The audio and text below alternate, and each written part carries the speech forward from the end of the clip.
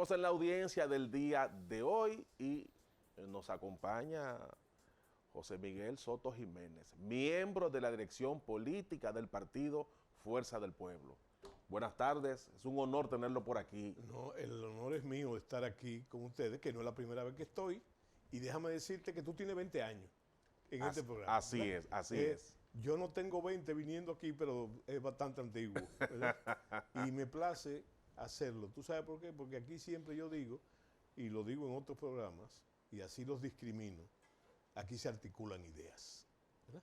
Y entonces, articular ideas es pensar, y de eso estamos faltos, en sentido general, en la República Dominicana.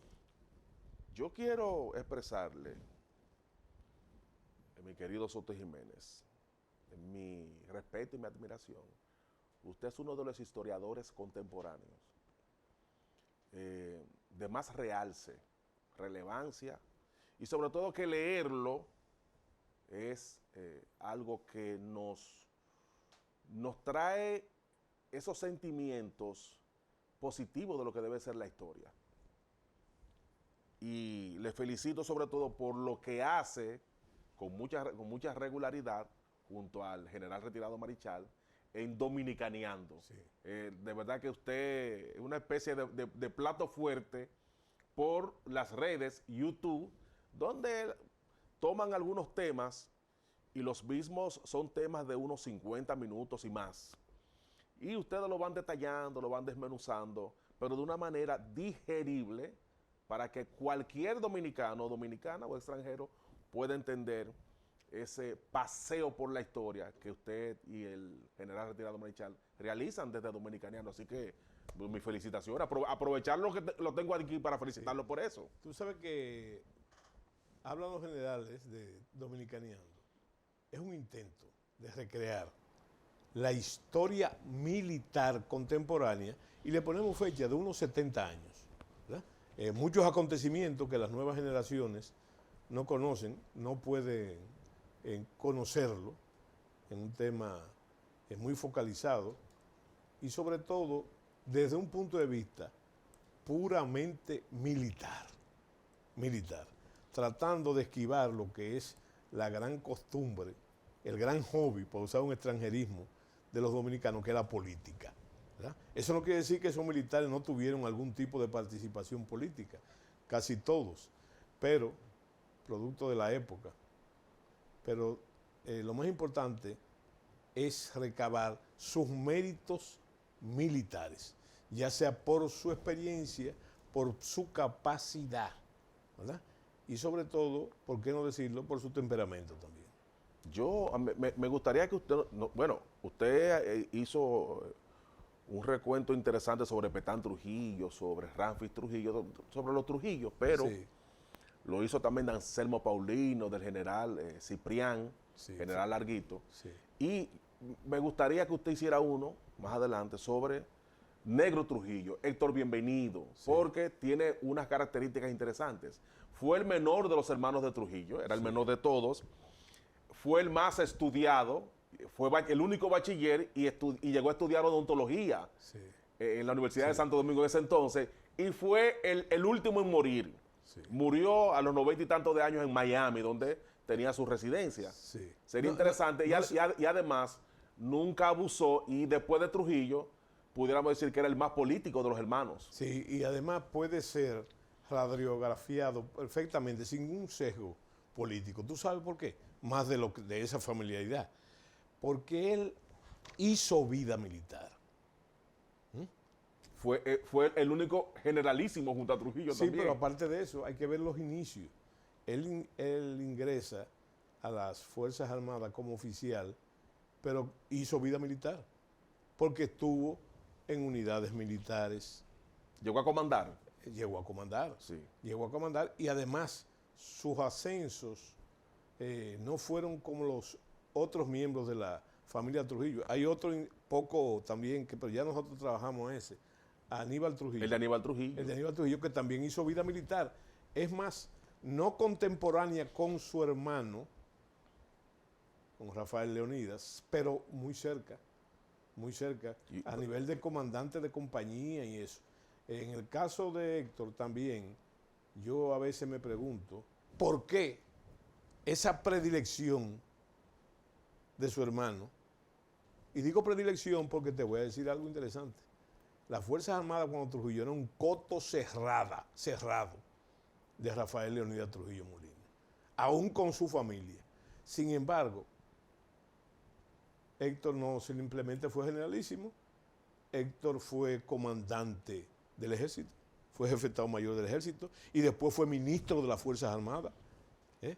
Y el por qué es interesante es que Héctor, como tú dijiste en la introducción, Negro Trujillo, a quien Trujillo le decía el bembón, por cierto, resulta nunca le trajo problemas a Trujillo. ¿Me entiendes?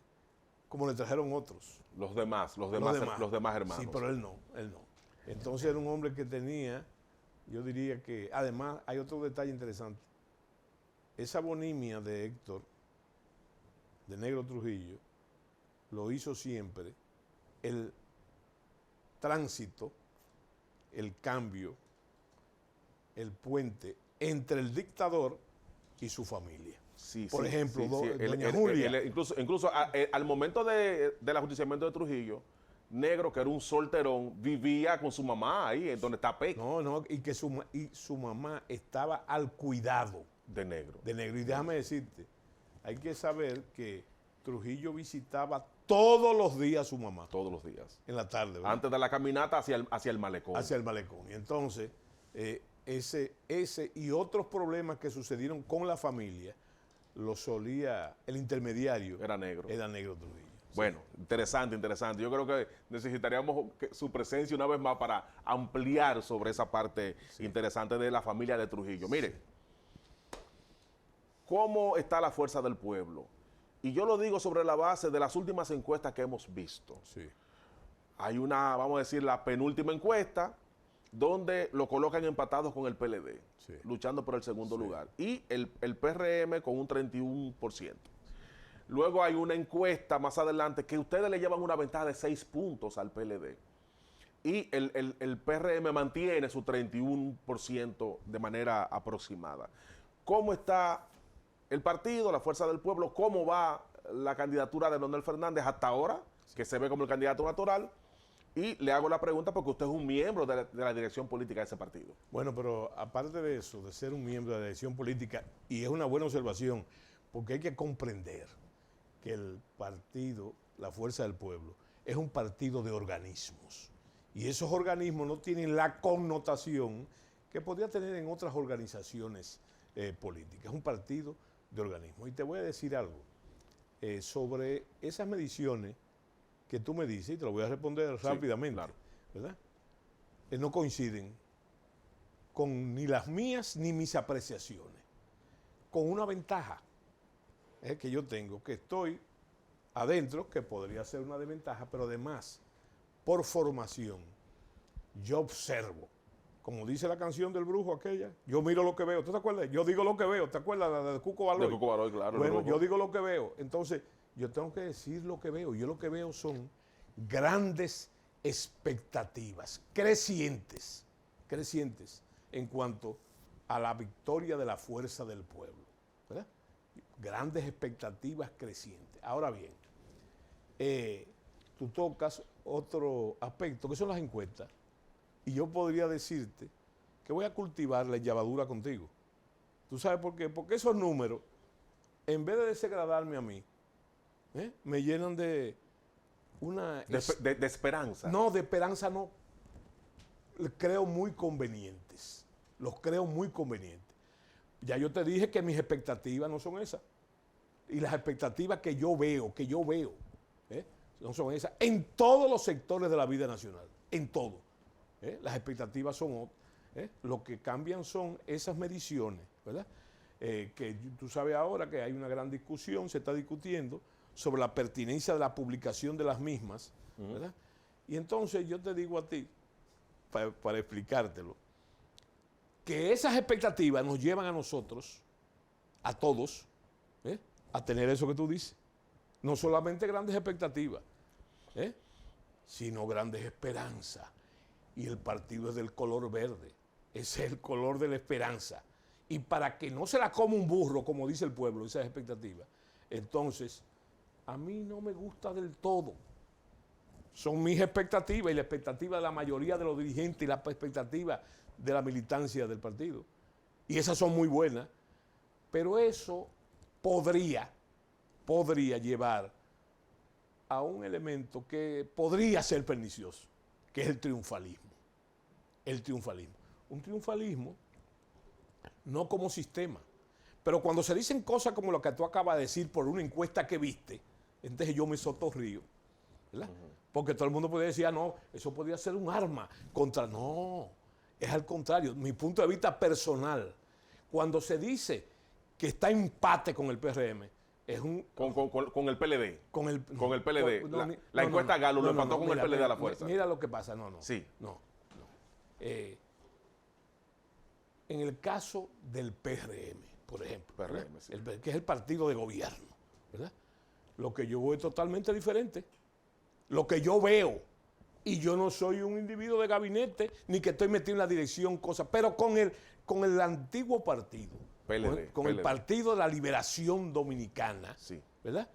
Bueno, que tú dices que están en empate. No, la Galo dijo que No, estaban pero empate. por favor, no me mencione eso, A la esas Galo. mediciones Ok. que yo respeto. Yo creo que la población se divide en dos, ¿verdad? Lo que creen en las encuestas y lo que no creen. Y los que no creen, y los que no creen. Yo creo en las encuestas, pero en su naturaleza. Las encuestas son importantes, como yo te había dicho, nacieron para el marketing, no para la política, ¿verdad? Y en los Estados Unidos, básicamente. Entonces yo te digo a ti que como instrumento de medición para el trabajo son muy buenos, ¿eh? Pero hay otro aspecto de las encuestas, que yo diría que ya es un sesgo cultural en la República Dominicana, que es manipular sus resultados. ¿Para qué? ¿Tú sabes para qué? ¿O tú no sabes para qué? Para manipular la mentalidad de la gente. Porque hay un sesgo cultural en el dominicano que se dice, y yo creo que eso está sobrepasado ya, que el dominicano, desde tiempos inmemoriales, vota... Por el que entiende que va a ganar. No, por el que va a ganar. O por el que cree. Claro que va a ganar, ¿verdad? Y entonces se han manipulado muchas veces esas encuestas de ese punto de vista, ¿verdad? Pero ahora, a nosotros los exmilitares nos acostumbraron a decir en las escuelas militares que la apreciación de la situación es un proceso continuo. ¿Qué quiere decir? Que lo que fue ayer No es hoy. y el método que dio resultado ayer no necesariamente es el que da resultado hoy. O sea que, sin complicar más el asunto, yo te digo que está en discusión el asunto de las encuestas. Yo pienso que esa discusión está normada por lo que dice la ley, sobre todo, y es una decisión que debe tomarse. Bueno, mi partido se ha expresado ya al respecto, ¿verdad? Y que siempre tiene apego a la ley. Y nuestro líder siempre tiene apego a la ley, siempre tiene a las normas, ¿verdad? Y entonces, yo lo que te digo a ti, sencillamente, es que mis expectativas son grandes, y mis expectativas son grandes. Y no solamente grandes, sino en crecimiento. ¿Basado en qué? En esas mediciones, ¿no? En lo que yo veo. Lo que ve En lo que yo veo y lo que está. Fíjate, ¿qué parte de tu pregunta también? ¿En qué estamos nosotros en la Fuerza del Pueblo? ¿En qué estamos nosotros en este momento? Trabajando. Y tú dirás, ¿trabajando en qué? ¿Tú sabes trabajando en qué? En el aspecto propositivo, no simplemente para un programa de gobierno. Si estamos tan seguros que vamos a ganar, tenemos que saber qué vamos a hacer el día después de la victoria. O vamos a empezar a improvisar como otros después que se gana, ¿verdad? Mira, yo te puedo citar 20 frases célebres de la contemporaneidad, ¿verdad? Desde gente que expresó a los pocos días de llegar, de comenzar este gobierno, que no sabía que el Estado era tan grande, como un rosario de improvisaciones antes de. Nosotros no estamos en eso. Nosotros estamos haciendo el trabajo que tenemos que hacer en nuestros organismos para saber cuál va a ser la acción a tomar para corregir la gran crisis que tenemos. Hay una realidad. Los partidos, por un asunto de estrategia y de ver sus fortalezas y debilidades, hacen sus encuestas. O sea, Claro. pagan encuestadores. Mira, mídeme. Sí. Lo hacen de manera sectorial o lo hacen a nivel nacional. Sí. Muy bien. Yo sé que usted está ahí dentro, ahí, Sí. cerca del líder de Leonel Fernández. Sí. Y usted no le ha tirado el ojito a alguna No, de esas no, encuestas, no. pero yo te lo dije ahorita. Ah, quien, entonces- quien tenga oído para oír, que oiga. Que tienen ojos para ver, que vea. Entonces yo te dije claramente desde el principio que tus apreciaciones que salen de la encuesta que tú mencionaste no corresponden a las nuestras. Entonces, ¿cuál es la En realidad? 2 vías. Soto, ¿cuál es la realidad?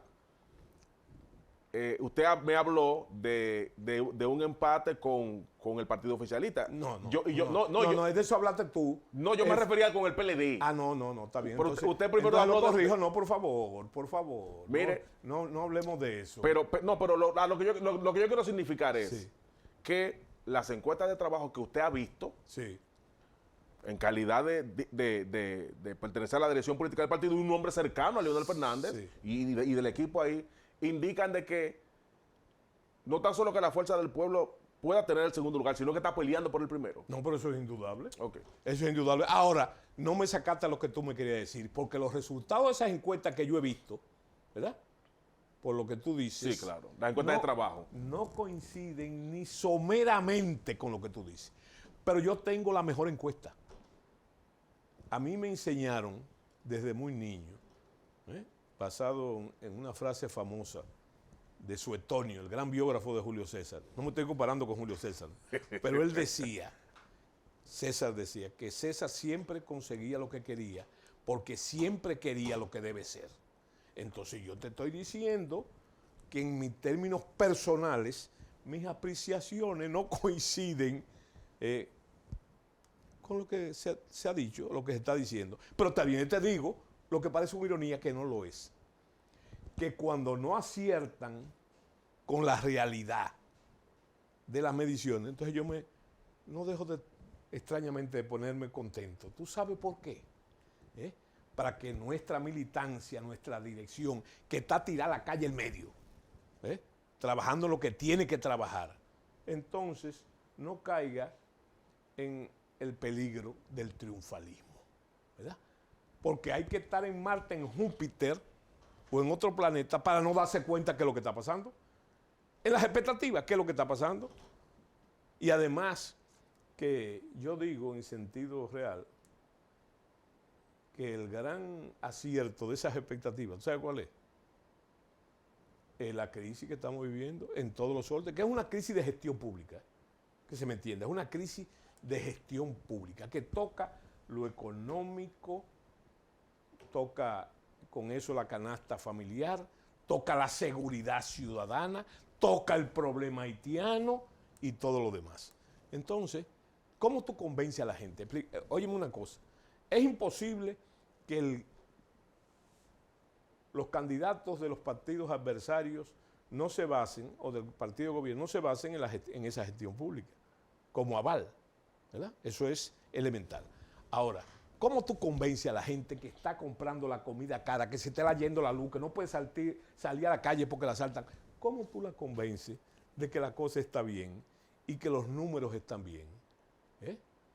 Y eso tú tienes que calcularlo. Dentro de nuestras expectativas está el acompañamiento, dentro del trabajo que estamos haciendo, de la población, con la población de lo que está sufriendo, acompañando, no simplemente prometiendo qué, sino acompañándolo en esas penurias. Y eso solamente tiene una forma de hacerlo, con el contacto permanente con la gente y sobre todo escuchar a la gente.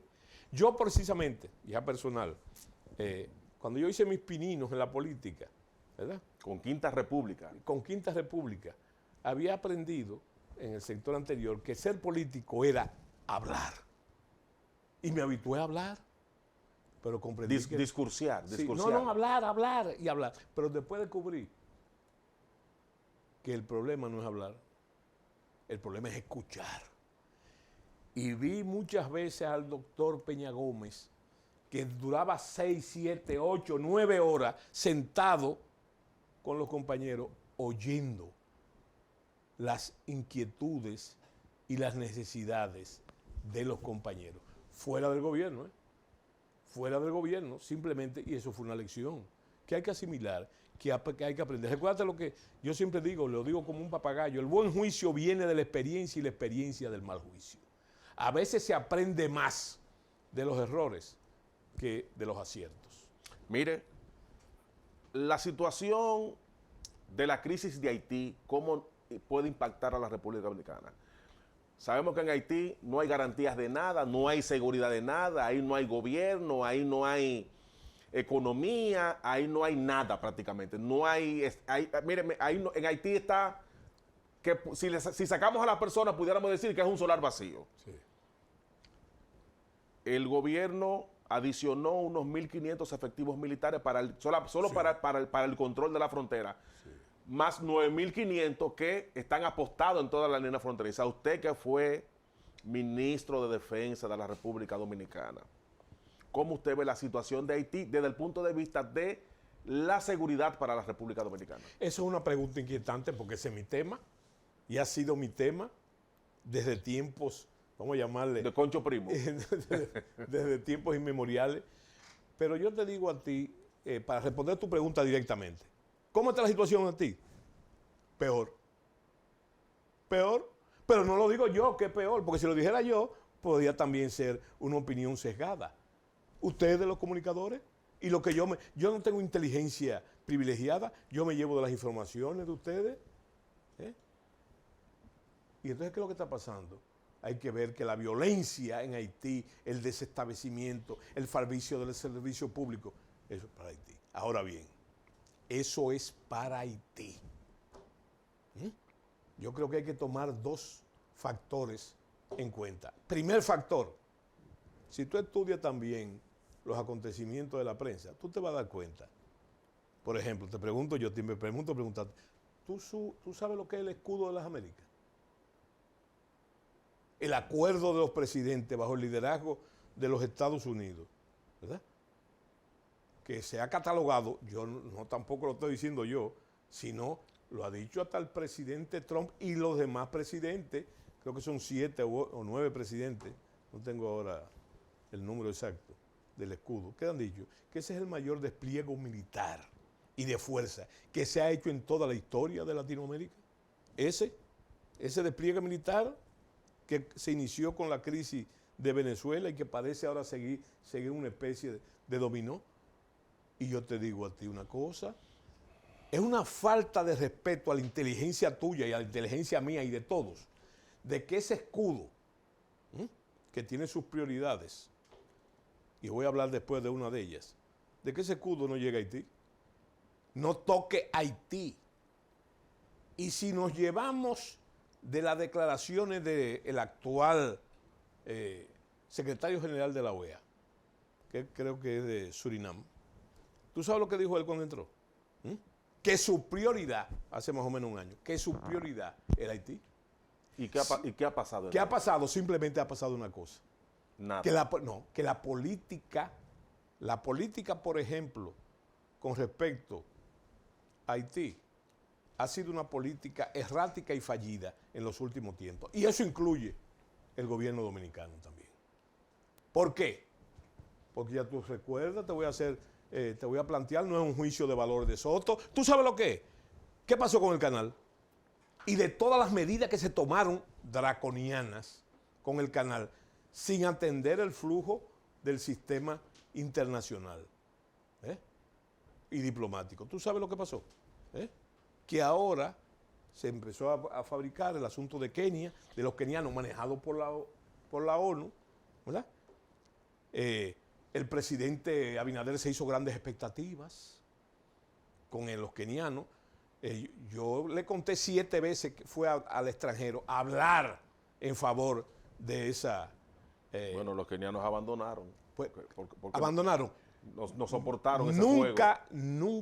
Nunca asumieron. Nunca asumieron. ¿Verdad? Entonces, lo ponen a cuidar edificios estatales. Yo recuerdo que podría verse, y llegué a decirlo yo mismo, que mi oposición frente a eso era fundamentalista. Recuérdate que yo empecé a jugar con los plazos. El presidente dijo que en un mes, después de 3 meses, 2 meses, 6 meses, y después de varios años, no funcionó como tú has dicho. Bueno. Pero espérate, ¿y qué ha pasado ahora? Que hay un nuevo esfuerzo para cosas que son de un país que se llama Chad, africano también, bajo el mando de un general mongol, no sé la relación, ¿verdad? Y entonces yo te digo que ciertamente, no como se planteó, hay una responsabilidad de los países de América Latina con respecto a Haití, ¿verdad? Pero ese parece no ser el camino. Yo recuerdo lo que dijo el doctor Pelegrín Castillo con respecto, que fue él el que acuñó esa frase y que el presidente después usó mucho, de que no se podía dar solución a la crisis haitiana por la República Dominicana. Y todas las medidas, tú sabes que ayer levantaron, o antes de ayer levantaron la prohibición de parte de esa medida de los vuelos entre Haití y la República Dominicana. ¿Se detuvo el canal? Te pregunto yo a ti, ¿se detuvo la construcción del canal? Para nada. Se detuvo. Pero ni siquiera se habla de eso ya. No, claro. Ni siquiera se habla Entonces, de eso. por eso yo digo que es errática.